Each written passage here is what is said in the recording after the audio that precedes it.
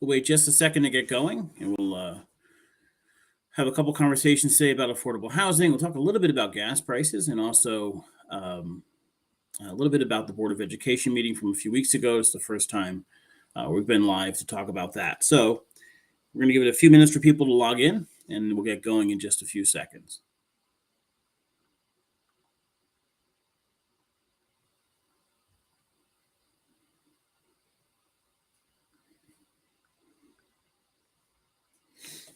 Okay, so good afternoon. Thank you for joining us. It's good to be back.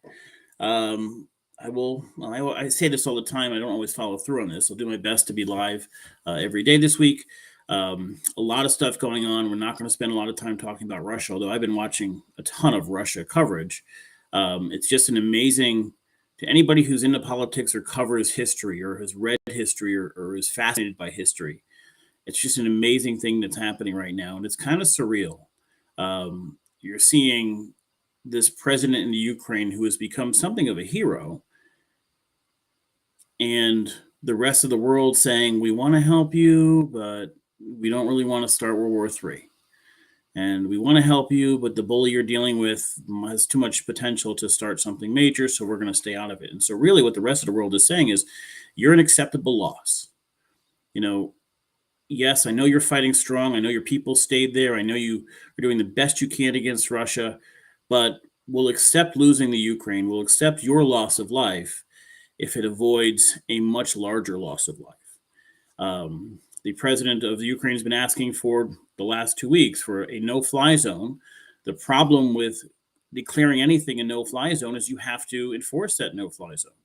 And if you enforce that, you end up with fights between American and Russian pilots or European and Russian pilots, and that could be the start of World War III. And you have Putin, who doesn't seem to be of his right mind right now, and it could be a button away. I don't know the Russian process to launch nuclear weapons, but it's just a tough situation. I mean, if you think right now there are people in the Ukraine not knowing if a missile is going to hit their apartment building. While many have left, many remain. They don't know if they're going to be alive in 5 minutes. The president is saying, please help us. And we're sending money and some more weapons. The rest of the world is basically saying that Ukraine is an acceptable loss to avoid world war. And it's an interesting philosophical argument. There was an argument made when the atom bombs were dropped on Japan that the United States basically saved a lot of lives, ending the war early. And I had this conversation in one of my courses when I was, I think at Gateway or Southern. I'm not sure which one it was. And it's a very intelligent, it's a deep intellectual question of how do we value lives? Do we value the lives in front of us?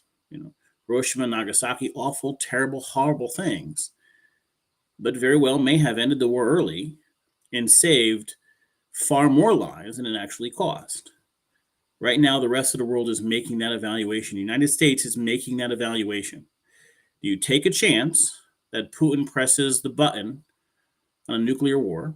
You take a chance in putting that no-fly zone in there. Because what happens when the military comes into a country, the planes go over first, bomb the area before the soldiers come in. And if they can't do that, it's a significantly different fight between soldiers on the ground. And we have this Ukrainian president saying, help us, support a no-fly zone, enforce a no-fly zone. In Europe, the United States is saying, I can't take that chance. And essentially, your lives may be lost in order to sacrifice, or in order to avoid having a world war. And that's a very interesting debate and question to have. It's so surreal. I watch it every day. I'm watching the updates on CNN. And it is just surreal to think that right now, as we have this conversation, we're going to talk about affordable housing and the Board of Education. We are having a conversation about the affordable housing in Branford, Connecticut, and the Board of Ed's actions a few weeks ago in Branford, Connecticut. And right now, there are people in living rooms hugging their children, wondering if a missile is about to hit their apartment building. That is surreal. That is amazing. And it's what it is. It's our society, our way of life. And as much as that's war right now, even without war, there are other countries, other areas that have lived with that while we get to talk about affordable housing. While I get to watch the Knicks game or wonder what the market's doing, there are people right now not knowing if they're going to be alive in a minute based on a missile hitting their house, who have no say whatsoever in this, have no interest in war whatsoever. Two guys, one that is not even close to the fight, making decisions, and the United States having to make a decision on, do we get involved? And right now, the president has said, no, we're not getting involved. We're looking at more sanctions, and those have damaging impacts, no question about it. We get 1% to 2% of our oil from Russia, so I'm not sure that's going to have a massive impact, except for on gas prices. And now we're going to discuss gas prices while people are in the Ukraine being killed. But this is how we are. This is what we are as a society. We have to move on with our lives while other people are fighting for theirs. And then if we were fighting for ours, they would go on with theirs. It's an amazing, surreal thing that is happening. I hope that we don't look at this in 3 and 4 years and realize that this got ridiculously out of hand and say, man, we did nothing. We could have prevented what happened if we had stepped in, and we didn't. Because we certainly have that regret when it comes to other world wars, Nazi Germany, things of that nature. Question is, when do you get involved? That said, we do have a direct impact on gas prices. And so I'm looking at, you cannot go on social media without seeing a ton of posts about how expensive gas is. And it's interesting because, I'm going to share this chart here. This is gas prices over time. And if you look at this from back in the early 90s to 2000, they stayed relatively stable. We saw a nice jump. Some of this has to do with war starting, threats of war starting, Middle East military action starting, where you see some of these large jumps. 2008, you saw it lead all the way up to there, and then the crash came. And think about this. When the crash came and people didn't have money and housing was an issue, travel dropped, airline travel dropped, people driving dropped. All of that movement of people dropped, and the demand for gas dropped again. And then we saw it come back very quickly up to 2012, and it hit that $4 mark again. And it kind of stayed there for a while, dropped back down into 2016, and now we're back up to, on average, just under 4, although it has hit over 4 here in Brantford and for most towns. What's interesting about this chart is, as much as we hear so many of these end of the world things when it comes to gas, the world's coming to an end. I can't believe it's so high. I got to mortgage my house to pay my gas, whatever. Not really. It's been $4 before. And remember something, that $4 was real money, not adjusted for inflation. So $4 in 2008 had far less buying power than it does now. Far more buying power than it does now.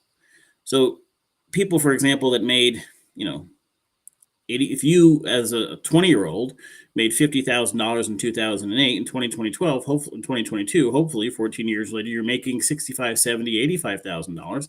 That $4 is far less in comparison. But it's interesting looking at gas prices and then comparing it to some other sort of inflation. So I pulled up the food prices index from 2010. And we're also there seeing hitting that $40 mark at the end of 2021, where the cost of food is also skyrocketing. And why this is interesting, and it is an interesting psychological question, that gas, you look at one item when you buy it. You're staring for 10 minutes as you pump your car at one price. At a grocery store, at a furniture store, at any other sort of shopping, you're buying multiple items. It's kind of lost in what those things cost individually. When you go to buy lunch, you get a sandwich and chips and a soda or whatever it is. You get a couple of those. It may cost you $45. You didn't realize that the sandwich went up 20, 30, 40%. We just look at the total number sometimes. Gas is interesting psychologically because we only see that number. But the fact of the matter is, with inflation and many other factors, shipping, transportation costs, things of that nature happening, gas is the last thing that has gone up this much. Everything else you spend money on has been skyrocketing for 3 or 4 months. This is food. If you go look at bacon, if you look at chicken, you look at the price of these things, they have skyrocketed and started skyrocketing last year. You've been paying more for a sandwich, for chicken, for bacon for the last year. And I'll see a bunch of posts all over social media saying, oh my God, I can't afford bacon anymore. Gas is actually behind that curve. Now, part of this is the question we have to ask ourselves is, are we okay with sanctions on Russia? Are we okay with some of the left-leaning, don't frack, don't drill in certain oils, those sort of things? Now, the amazing thing about Obama, and I am an Obama fan, I'm not going to lie about that, was he fought his own party and fought progressives when it came to a lot of this and allowed drilling in areas that in many other places the liberals would not have allowed drilling. That helped stabilize gas prices through his tenure. And then later on, as we had surpluses, started storing those and kept them there.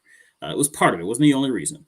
Gas, as much as we always say gas prices are due to Biden or due to Trump or due to the impact of the Middle East on gas prices is far greater than any president's going to have. It's political nonsense. They can have some impact, but significant impact is from far more outside sources and price setting overseas. That said, we're seeing raises and cost increases everywhere. It's not just gas. Yet, you talk to airlines, hotels, transportation, vacation destinations, and all of them are expecting numbers to roar back and are seeing numbers roar back going forward. So it's interesting, the complaints that come out on social media, but we're still driving, we're still going away, we're still flying, we're still going on cruise ships. All of those things take an enormous amount of gas, and all of those things are seeing increased costs over time. That's the price we'll pay. If they pass, right now, Congress is debating not buying oil from Russia. And remember, the price of gas isn't based on what it costs now, it's based on what it may cost tomorrow. And those projections will likely see, don't be shocked if we see gas prices at $4.40 or $4.50 in the very near future if that happens. There's no question about it. And this is the debate we have on a regular basis on the progressive agenda versus the Democratic agenda. We saw Biden lay out a plan, and then I've never seen this before. Usually, Republican president or a Democratic president gives a State of the Union, and soon after, the opposing party gives their speech, right? So everybody, the whole country watches the president's speech, and like 4% of the country watches the counter speech by the other party. This year, Biden just gave last Tuesday a State of the Union, and afterwards, the Progressive Caucus gave their own speech against their own president on things that they felt Biden was not helping and pushing that progressive agenda. But that progressive agenda, some things are good, and some things are, well, if you can't drill anywhere, what's the cost of gas going to go to? And so there are very real impacts on moving some of these agenda items faster or pushing them all at the same time. Over time, they may be great, but we're seeing, even within the Democratic Party, that rift, and we saw it last Tuesday as we saw the Biden agenda and we saw a progressive agenda, that they're fighting within the party to push through. That has real impacts on our lives, on what we pay at the pump, and the things we can do with the money that we earn. So that being said, my goal today was go more over affordable housing, but it was just an interesting comparison. We see, oh my God, gas prices are going crazy, but the price of everything else has been going crazy for the last 7-8 months. Shipping costs are through the roof. Never mind that we can't get stuff in, and whole shelving areas in grocery stores are empty. The cost of getting those things here is skyrocketed. And so inflation is here to stay, and gas is just one of those things. What will happen after this war? There's a very good chance you'll see it drop down like you've always seen it drop back down. But don't be shocked if this thing hits 450 and pushes closer to 5 in the next, 3-4 months, because those prices are set by people projecting long term. Saudi Arabia, other countries can decide how much to produce to keep the price at a certain level. Can other countries start producing like crazy, glut the market, and bring down the cost of this gas? Yes. Why would they? They're making a fortune on this right now. So Saudi Arabia is saying, this is great. I want this to last as long as I could possibly make it last until I have some reason to produce more. And I don't want to see it drop back down to this in 2020 $2 price point. So they're going to keep production at the rate it's at now, or close to it, so they don't have more gas than meets demand. They want demand higher than supply, and so you're going to see that go forward. Saudi Arabia is not stupid. Other countries that produce oil aren't stupid. War helps them. A shortage of oil on the market helps them. And so right now, the American Congress has to decide, do we ban Russian gas sales to the United States? Then what happens? Russia can't make nearly as much for its gas, right? They're limited on who they can sell it to. They can't sell it to the US. So they're limited to Europe, China, maybe India. China will buy the gas dirt cheap. So Russia will still sell its gas. They won't get nearly as much per gallon, per barrel, we should say, for that gas. So it'll impact them. They'll still have some money coming in. If the U.S. doesn't do that, the price can regulate. There's a question politically and on the world stage, what's the right thing to do there? I don't know the answer. There's impacts no matter what they do. It's interesting when politics and economics come together. We have to understand both. We can't just be political scientists and not have an understanding of world economics and how these decisions impact everything else in our lives. But I expect gas to go higher. If that decision is made, gas will certainly go higher. And I have a question like every day. I mean, your tank is half full. Do you fill it up now or do you wait? Maybe it goes up, maybe it goes down. Do you hold off? It's interesting. I posted earlier that you're looking at gas prices like the stock market right now. Like I buy a stock hoping it's going to go up or hoping it's going to go down. I can short it or buy it long. And the same thing is happening with gas. You know, the next day I wake up and say, where's gas prices today? And I'm happy or sad based on what I bought it at the day before. Okay, let's move on to affordable housing. And to those that are not watching from Brantford, you should know that Connecticut is one of the few states with an affordable housing law. And that means that towns are required to have a minimum of their housing stock be called affordable housing by a legal term laid out by statute. And that's important to remember because there is affordable housing as in the way you or I would use the word affordable. Hey, that's okay, that's affordable. That house is affordable for me on my salary versus what the state considers affordable, which has a bunch of characteristics added to it. And so when you see affordable housing advocates saying we need more affordable housing, they're not using that common affordable phrase that we are. They're using this legal phrase, which is far more restrictive and therefore something of a self-fulfilling prophecy. You know, if we say we need more, candy bars in Brantford, you say, yeah, we just need more average candy bars. But if we suddenly define candy bars are only candy bars that are 3.5 inches long by 1/2 inch wide, we're down to a Twix bar. We can only count a small fraction of those candy bars in the town. The same thing is happening with housing. A town may have this amount of housing that matches the affordable rate, 30% of an income. But because the state has said, well, to be called affordable, it has to have all these other characteristics, it pushes that number down to its tiny, tiny form. And so then we say, well, we have this huge shortage. Well, not really. You change the definition of it. And so that's what we're facing here in Brantford. So I'm going to take this chart down, and I'm going to show you a study that has happened. The Planning and Zoning Commission started a process of studying affordable housing and looking at what we can do in a town. And many, many towns are doing this by state statute. They're mandated to do it every 10 years. And so they look at, first of all, the housing stock and what's there. We're not going to get into some of the solutions they propose because many of the solutions are basically look for areas to do X, like possibly try to do this, because there isn't any real solution. I'll explain why in a minute. But here is just one page from the study they put out on affordable housing. And it's important because so much of the narrative of affordable housing is based on this second part. We have what we'll call naturally occurring affordable housing. That is just based on the market, what landlords put their rents on for. And the second one is state-defined affordable housing, which has all these other criteria.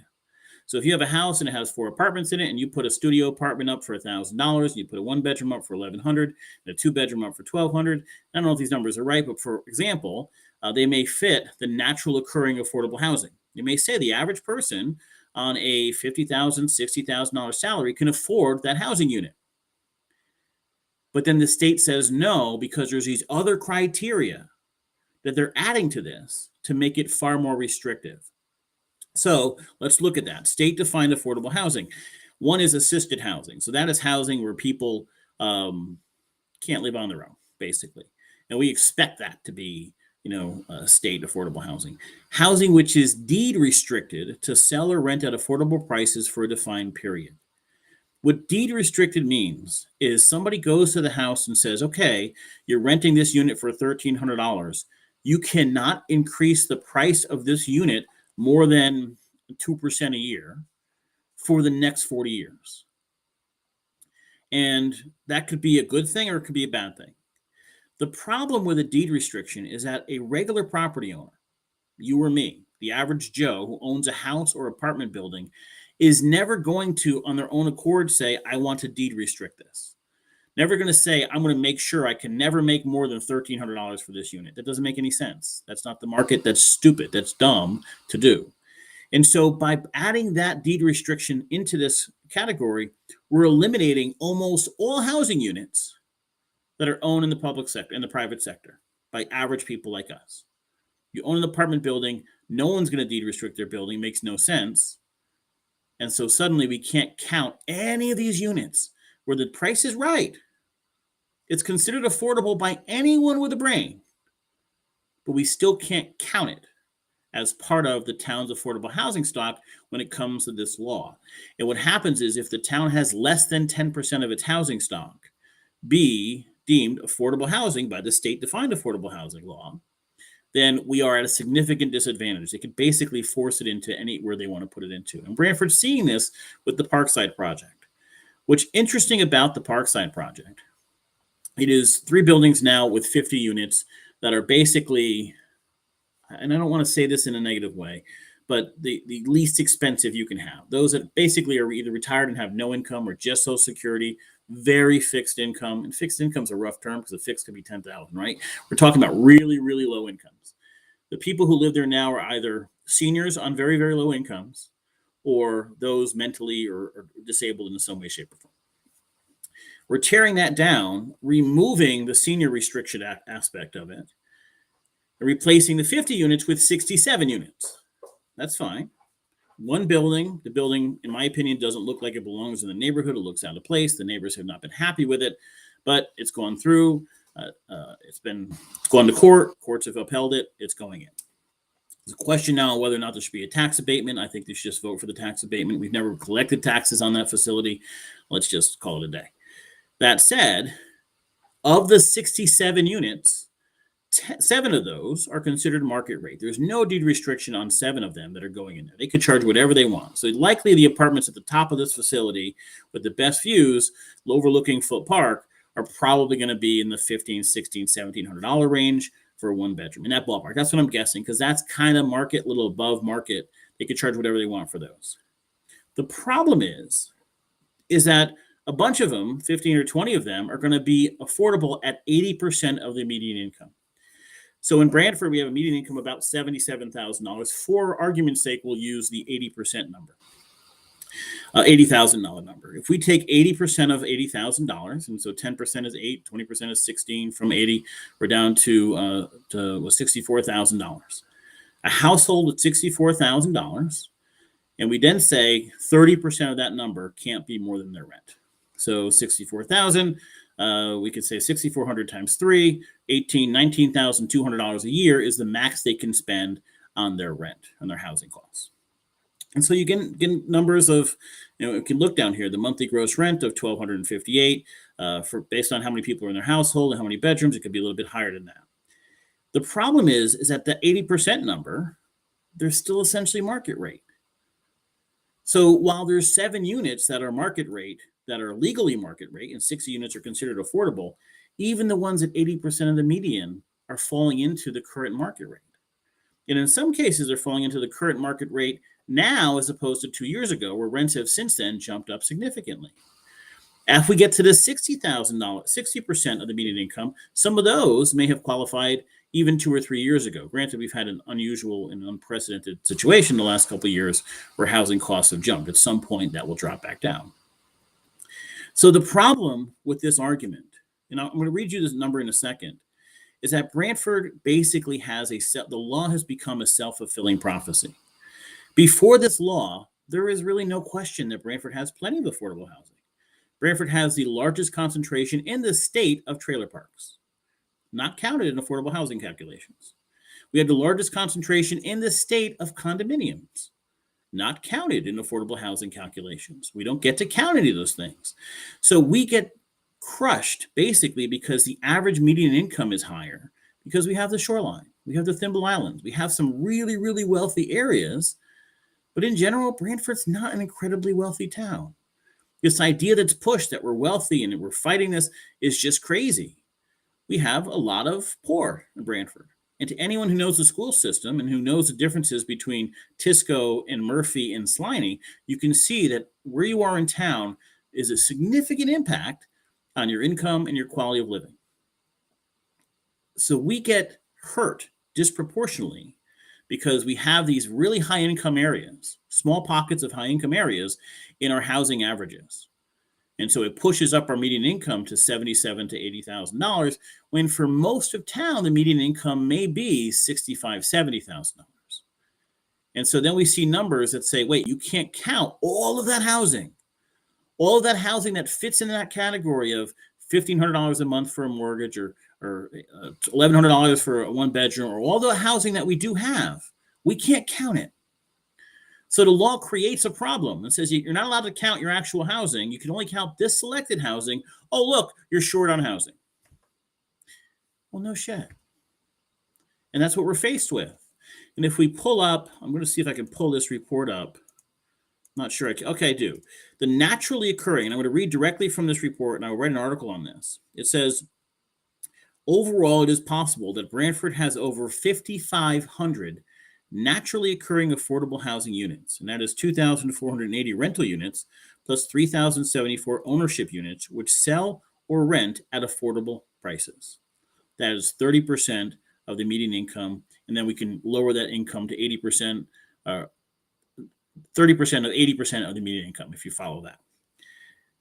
But when we take the state criteria, all we have are 477.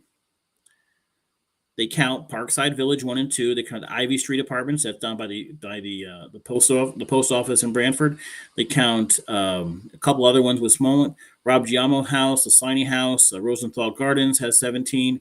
Small amounts in these small ones. They never count any trailer parks. They never count any of the condominiums that we have.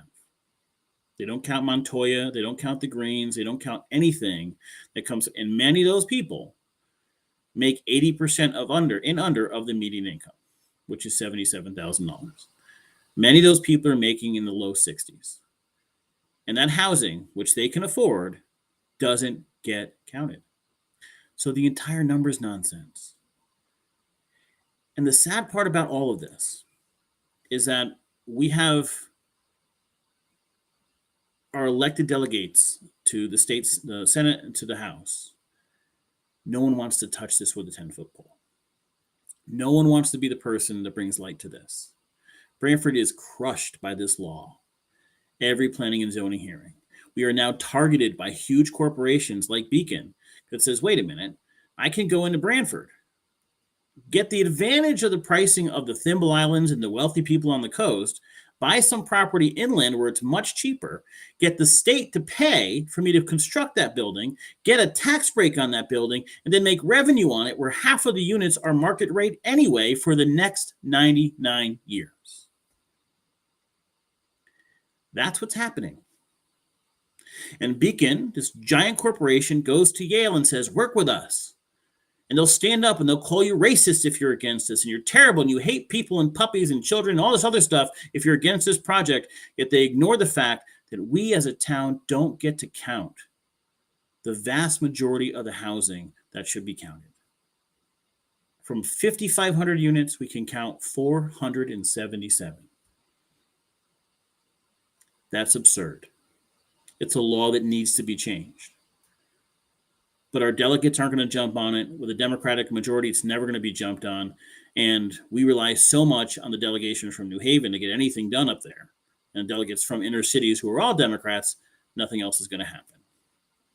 I generally vote Democrat, but on this one, it's time for some Democrats to step up.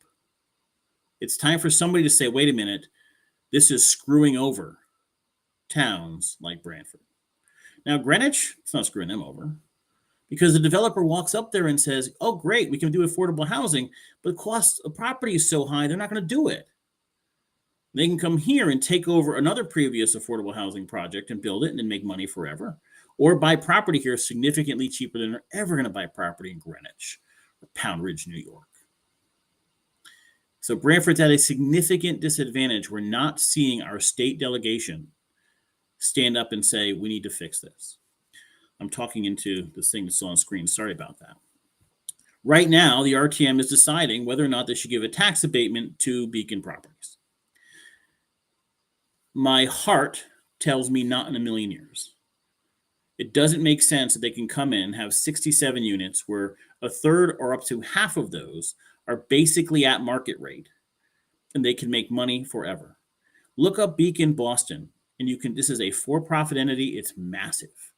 They have taken advantage of this law in Connecticut all over the state. They have hundreds of units because it's a gold mine for them. They come in and they apply. By the way, the head of Beacon used to work for the state. They know the system. They apply for the money. They get millions of dollars to build the project. And then they get to collect rents forever and pay no taxes. The logic side of me says just vote for it and pass it. In the past, it didn't pay taxes. It's not the same project. I get that they're saying this is a redevelopment. It's really a whole new project. I get it, but it's just not worth it. We have a housing court which overwhelmingly, right or wrong, sides with these developers, these huge developers. There's no point in fighting it. There's no point in going to court, fighting it in court, spending money on that when it's just going to happen anyway. You're just delaying the inevitable. My heart tells me this is wrong. I'd love to see Robin Comey or Sean Scanlon or Christine Cohen stand up and say this is wrong and fight back. They will never do it. They will never speak up against this law because you would get crushed in the legislature. The legislature is run by Democrats in the inner cities. You would get destroyed. You would never get another thing passed. So while I want to see them speak up, I'm also saying I don't know that I want to see them speak up because it would ruin us for getting other monies and other projects or anything like that in Brantford. They would get crushed by the inner city Dems. That said, it's a terrible law. And Brantford's at a disadvantage because of that. We'll talk a little more tomorrow about some of the suggestions in this report and what that means going forward. There's not really a ton of concrete suggestions because there's not any way to do this. You need developers to put money into this the way this works right now. And so there's not a lot of options when it comes to getting that percentage that we are at now, which is like 3.5% of affordable housing, up to 10 when you're counting so few, the actual housing stock in Brantford. If one of the representatives wants to do something constructive, they should pass a law that allows us to count trailer parks. That's the first step. Trailer parks, I don't think we even have a number of how many. I'm going to look this up before I go. Yeah, I don't know the answer of how many trailers Brantford actually has. It may be in here. I'll take a look and get back. But that would be a good start. Okay, that being said, good to be back. I'll do my best to be back on tomorrow at 4 o'clock. We'll talk a little more about affordable housing, a little more about Russia. If there are questions or comments, please send them in. I do have on the agenda for this week to talk about the COVID money that's come to the town and that's come to other towns and how that's being handled. That has not been spent yet, has not been given out to any groups. I know I'm getting some questions on that. At the Board of Finance meeting last week, a process was laid out that will be followed.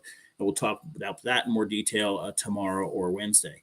Until then, guys, I hope you all have a great night, and I will see you tomorrow.